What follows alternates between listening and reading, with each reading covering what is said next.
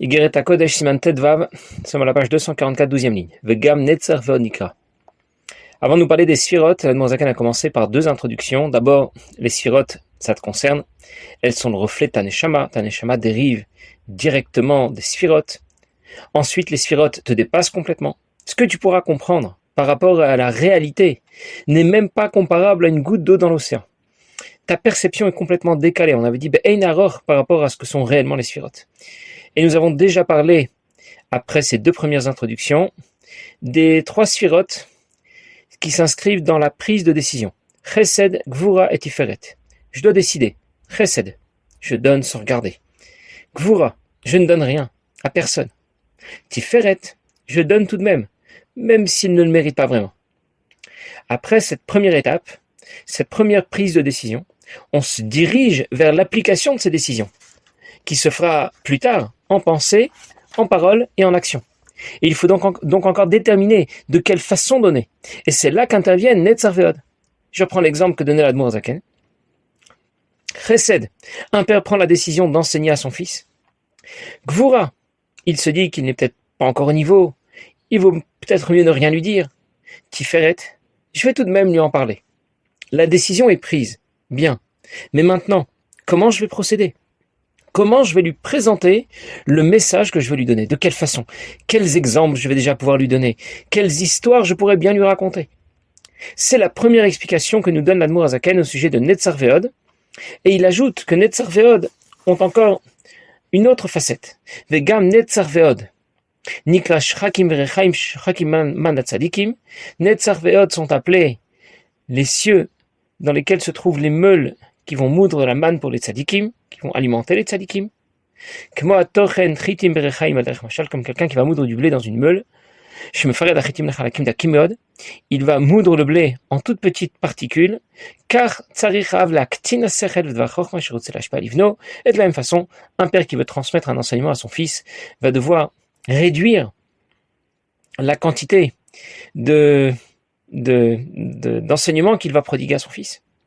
Chalkam lechalkim rabim les partager en plusieurs morceaux, le marlo me'at me'ad me'moatzot vedat, et lui en parler avec et après y avoir bien réfléchi. Netzer Veod sont comparés aux cieux dans lesquels on va trouver les meules qui vont moudre la manne pour les tzadikim qui résident dans le Gan Eden. La Gemara rapporte Maseret Hagiga qu'il y a 7 cieux différents qui occupent chacun une fonction particulière. Le pasuk dit dans les Teilim Vaitzav shechakim imal vaiten lahem lechol. Dieu a ordonné au ciel que l'on appelle shechakim de moudre la manne afin de la donner aux tzadikim pour qu'ils puissent s'alimenter. Bien sûr, tout cela se conçoit d'abord sur un plan spirituel.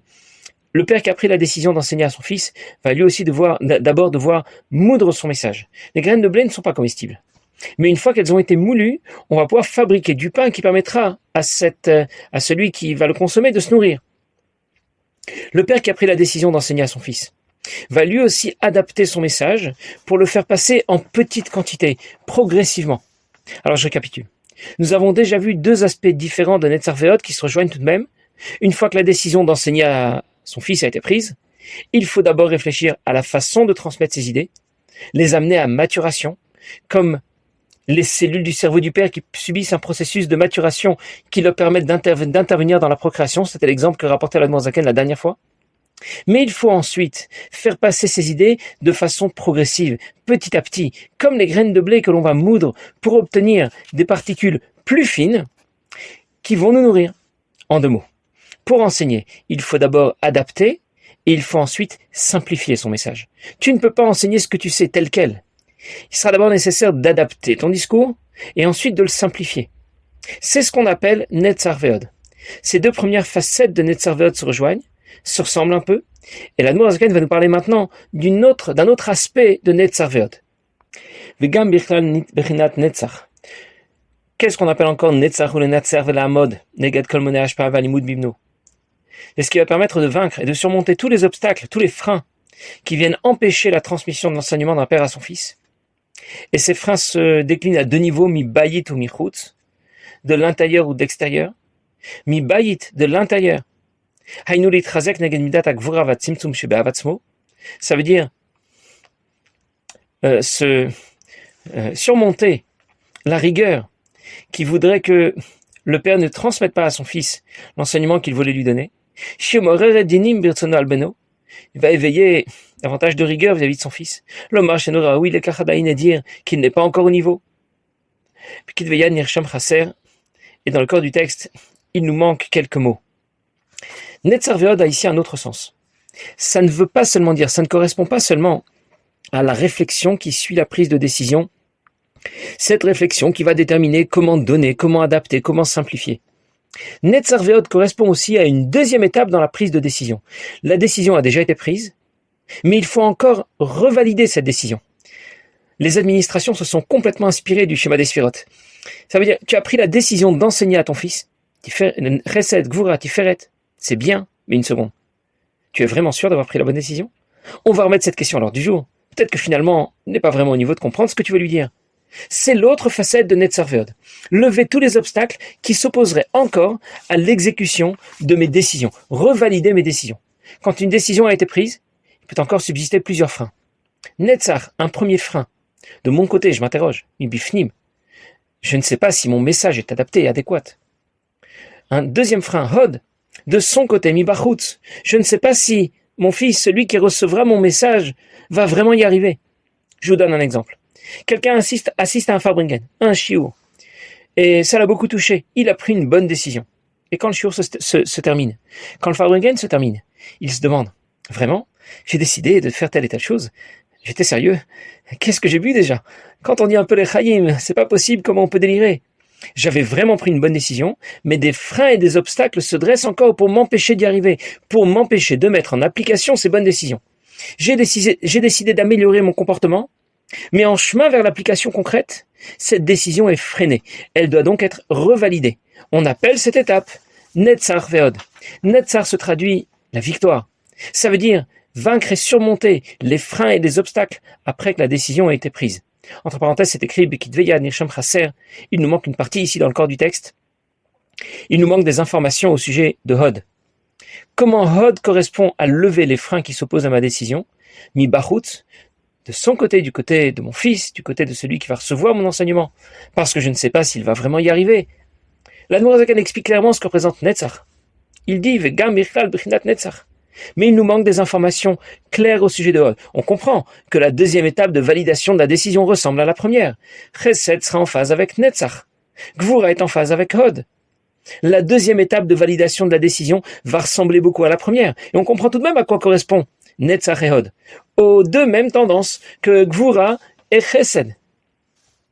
Mais malgré tout, l'Admor HaZaken ne dit pas aussi clairement ce que représente Hod qu'il le dit au sujet de Netzar. Alors je récapitule. Chesed, Gvura, Tiferet, la décision est validée une première fois. Netzar ve'od, la décision est revalidée une seconde fois. Et nous allons maintenant pouvoir passer à Yesod. Yesod, c'est la volonté profonde de donner, de transmettre, la motivation avec laquelle on va donner. Je reprends l'exemple d'un père qui enseigne à son fils. Sa décision d'enseigner est validée une première fois, puis une deuxième fois. Maintenant, il se dirige vers l'application de sa décision. Mais il ne s'y dirige pas simplement, il s'y dirige comme si c'était une addiction. Il ne peut pas se passer d'enseigner. Ce serait comme un professeur qui souffre pendant les vacances. Il a tellement soif d'enseigner, de donner ses enseignements, comme quelqu'un qui serait dépendant de la cigarette ou de l'alcool. Il ne peut pas s'en passer. Il ne pense qu'à ça. Il ne vit que pour ça. Il a une volonté de donner supérieure. Et c'est ce que nous allons appeler dans les mots Itkashrut. Les deux premières étapes de validation de la décision sont des étapes plus théoriques. Yesod s'oriente déjà beaucoup plus vers l'application concrète de la décision. Alors dans les mots. Prinat Yesod. Ou Alderech Mashal. Yesod, c'est ce qu'on appelle Itkashrut.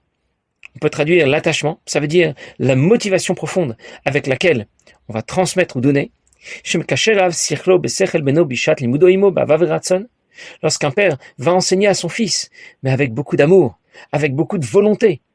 On a tout dit avec ces quelques mots. Il veut que son fils comprenne. Ou biladeze, s'il manque cette volonté, même si le père lui répétait les mêmes mots, mais sans la motivation dont nous parlons. Les mêmes mots qu'il aurait répétés s'il se parlait à lui-même. Il n'aurait pas compris aussi bien que maintenant, maintenant que son père, il attache son esprit, ça veut dire qu'il qu'il s'engage avec une grande volonté à vouloir transmettre ce qu'il a à lui dire. Umdaberimo panim el panim.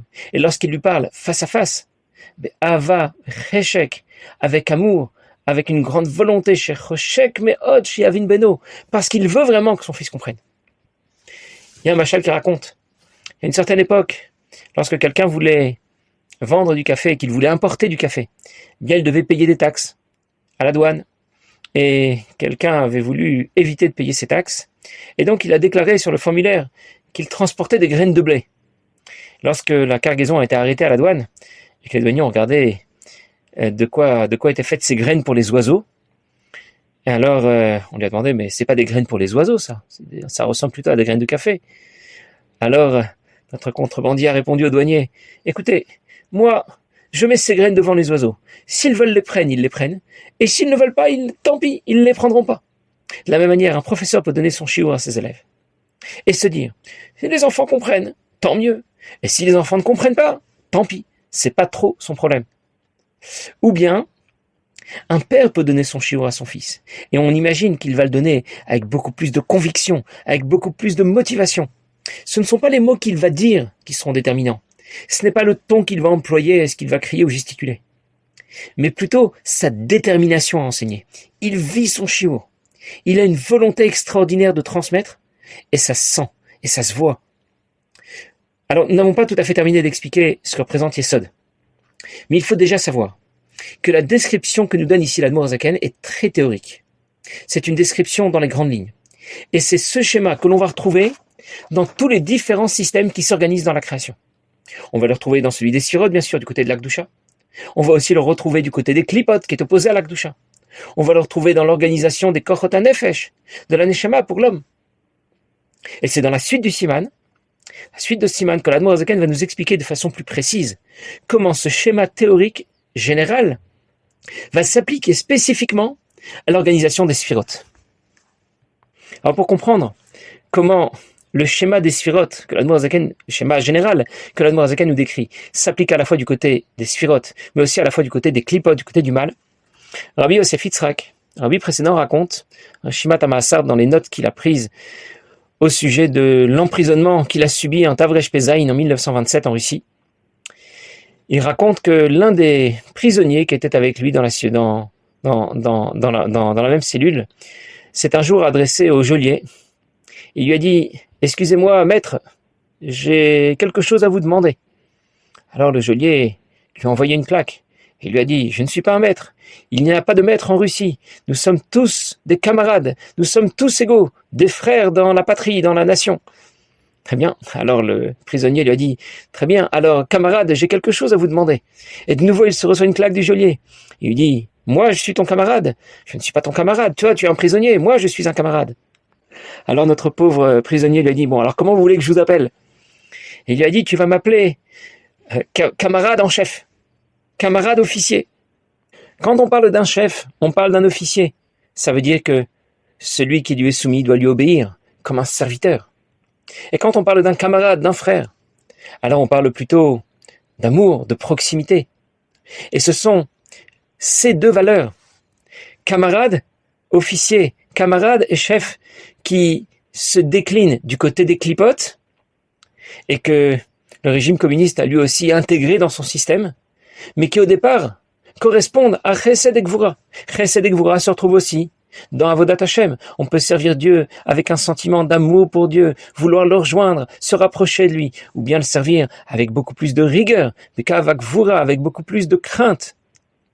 Plus concrètement dans Avodat Hashem, Chesed, c'est l'engagement à pratiquer les mitzvot de plus en plus fort, avec encore plus de hidour, avec beaucoup plus de beauté. Alors que Gvura correspond à la crainte de Dieu, au fait d'être très rigoureux dans la pratique des mitzvot, à être très mahmir, à être très sévère chaque fois qu'un doute se présenterait dans notre service de Dieu. Et voilà comment le même système, je n'ai parlé ici que de Chesed et Gvura, mais voilà comment l'association Chesed Gvura se décline à la fois du côté de la Kedusha et aussi du côté des Klipot.